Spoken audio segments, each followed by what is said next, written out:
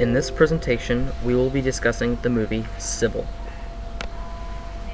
Sybil is a movie about a real woman who, in the movie, her real name is disguised to protect her identity.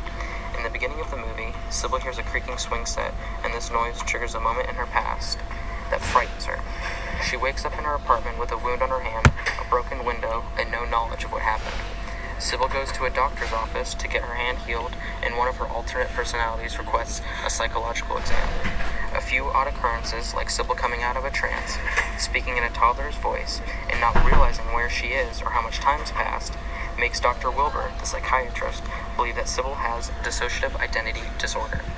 After several months of communicating with Sybil's alternate personalities, Dr. Wilbur finds out that these personalities protect Sybil from fearful events from Sybil's childhood. Her biggest fear? The Green Kitchen. After scary encounters with a personality which wants to commit suicide, Sybil decides to end her sessions with Dr. Wilbur. During this vacant period, Dr. Wilbur does research on Sybil's upbringing. She learns from Sybil's father that her mother had paranoid schizophrenia and believed that Sybil had accidents. After reading through these accidents, Dr. Wilbur made the discovery that Sybil's schizophrenic mother physically tortured Sybil. After hearing about this abuse, Dr. Wilbur believed that Sybil's personalities were designed to preserve activities that Sybil enjoyed when growing up, but were ruined by the mother's abuse. At the end of the movie, Dr. Wilbur convinces one of Sybil's personalities to confront Sybil's fear of the Green Kitchen.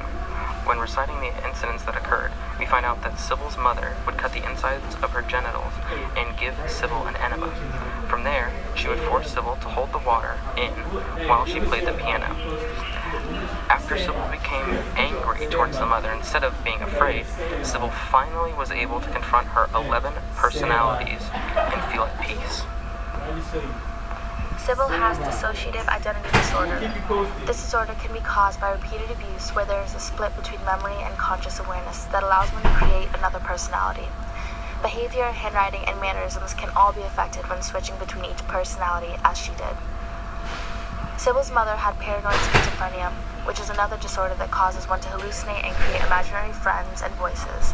In this case, Sybil's mother had voices telling her to do certain things to her daughter, which in turn severely hurt her daughter's physical and mental health. Dissociative amnesia is another form of Sybil's disorder that causes a person to completely lack memory of an instance, for example, where you live or your first name. There are various methods of treatments to fix or contain personality disorders. The best tactic is to use dialectual behavioral treatment, also known as DBT.